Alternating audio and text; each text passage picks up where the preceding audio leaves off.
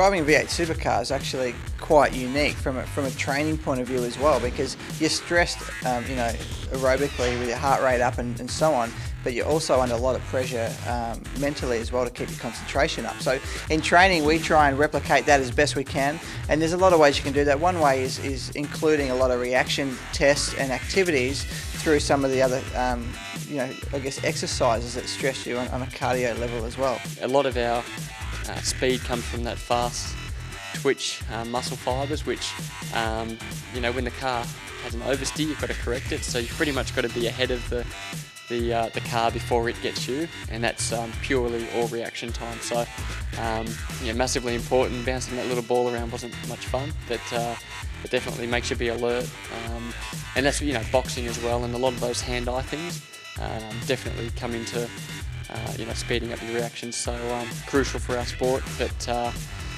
you lose it when you get older, so you've got to keep training the memory. As they become fatigued, that's when we do reaction time. We don't do reaction time when their composure is calm. We introduce reaction time when physically they are overwhelmed. So therefore, with experience and with conditioning, their ability to react whilst fatigued is enhanced.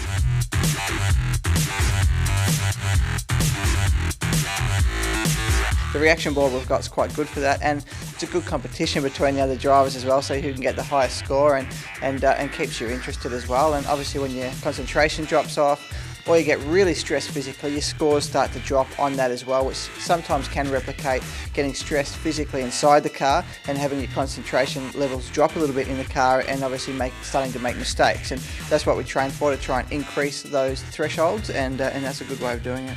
When you've been driving go-karts since a very young age, pretty much every week of your life, I suppose those reactions are built into us. So I wouldn't say I'm getting old now, but if you can refine that in any way by doing some reaction work with balls and machines, it doesn't hurt. But unfortunately we can't plan for things that are going to happen on a racetrack.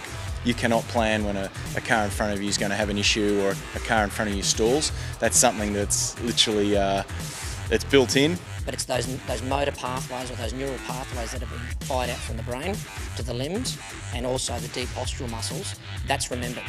So in the context of the car, when they've got to make an explosive or a quick movement, they've already effectively trained those pathways which are remembered.